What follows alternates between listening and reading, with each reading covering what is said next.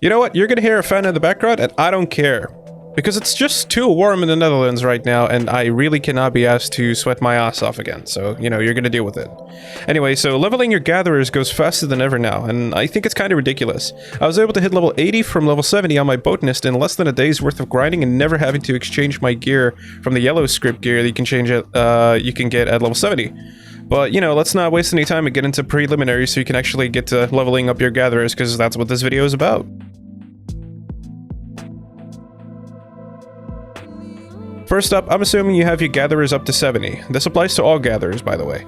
Though I don't know how quick Fisher goes in this expansion, since I haven't never really touched it, but I hear that it's more or less the same line of thinking as it's always been. Just not that much information about it for now. So this goes out to Miner and Botanist specifically. First, if you've got the Squadron level for it, try to get the Squadron Survival Manual. It makes things go by 20% faster, which is, you know, quite fast. Then get yourself a revised Survival Manual from the Yellow Script exchange for 300 Yellow Scripts. If you've got level 70 gear, which is really cheap in Gagani right now, sold by this vendor, you should be set for the first few levels and, you know, at least until you can prioritize getting the gear for scripts. Then try to get your hands on some of the gathering food. Conpedo is pretty good, albeit the prices depend on your server's economy. It's not required to be Conpedo, but any gathering food related is, you know, a good food buff. Just make sure that you get a food buff so you can get the 3% XP in general. You can also ask your free company to hit the Gatherer's XP buff if your squadron can't fetch you the manuals. Whenever I'm capped on Grand Company seals, I either dump all of them into getting Ventures or Cordials, so in this case, I would recommend Cordials. Another big tip is to set your favorite or free destination, if you can, to Crystarium or Eulmore, so you can, you know, get there free or, you know, relatively cheap, because you'll be going there quite a bit. It saves you some gills, so, you know, do it. If there's anything I missed, please feel free to lampoon me down in the comments and, you know, tell me how many I've missed and how bad I am. So essentially, we establish a priority system through leveling. Collectibles right now seem to be the holy grail of XP and give boatloads of it, but for both classes I've only found 3 nodes worth any time at all that appear around every 12 in-game hours. That being said, there's an alarm macro down in the comments I wrote for both classes that'll go off with the location name and the slot you'll be hitting. The rotation for collectibles is still the same, so follow this graph from the Balance Discord. During the downtime of these nodes, we want to hit our Grand Company turn-ins as well. They reset daily and not on the same time as all the other stuff, meaning you'll have plenty of time to do them. They often give you about 1/4 of a level if they're high quality, and also give you quite a bit of Grand Company seals that you can eventually get the manuals from. They're not as strong as some of the other manuals, but you know, manual's a manual, and you can also get cordials, which I find to be a better investment.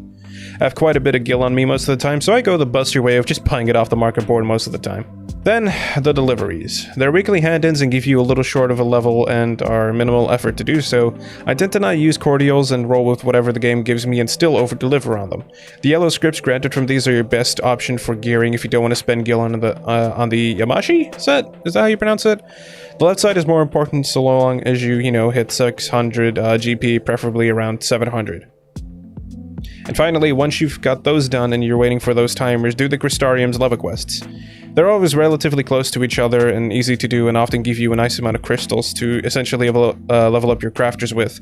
If you're like me and end up leveling your gatherers first after to do your crafters afterwards, you'll probably end up with a much cheaper route, so I tend to go with my gatherers first, mostly because of the fact that it's also kind of more grindy, I would say. It's much less involved than crafting, so I get the boring stuff out of the way in that scenario. So this is just my recommendation, do your gatherers first, because then it'll save you money and also get some of the tedium out first for crafters. Now there is one thing to mention, and that is specifically the Crystalline Mean. The Crystalline Mean gives you a quest every few levels that basically entail give me 18 of these items and then I'll give you a boatload of XP and, you know, scripts. Get them HQ and you'll get a whole free level out of it, or, you know, just a tad short of it. These quests are good, but you should bear in mind that these quests can only be done on either your Botanist or Miner. Completing them on Miner like I did does not mean that you can also do them on Botanist, sadly. These are one time only. The rewards aside from XP and scripts is pretty mediocre and not very useful, but the godlike XP is delicious and so easy to get. And honestly, that's it. Fishers have been somewhat shafted again and, you know, reduced to, hey, just use leftover level quests and grind. Overall, and this is especially true for Fishers, the most helpful thing to have aside from gathering XP, timers, pointers, and all that kinds of stuff to help the tedium is, you know, just watch a show, listen to an audiobook, a podcast, anything to keep your mind off of the mind-numbing practice of endless gathering.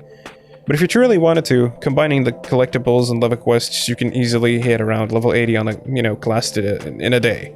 Maybe if you're super dedicated and super focused and have scripts to burn on manuals and plenty of buffs, you'd probably even be able to hit 80 on both in a single day utilizing the crystalline mean quests. It is that fast in this expansion. I could be wrong with that and just overshooting it, but generally I find it to be really, really fast, much faster than it was in Storm, Blood, and Heaven's Ward especially. A Realm Reborn is still probably the longest stretch, but obviously this is just from 70 to 80, so that's about as much information as I'm gonna give you on that. Anyway, if you've got everything up to 70, get to grinding, get to going, and you'll be thanking yourself later for it. My name is Fable, and I'll see you in the next video. Hit like and subscribe, and maybe hit that bell if you're up for it. I don't know. I don't control you. Do what you want.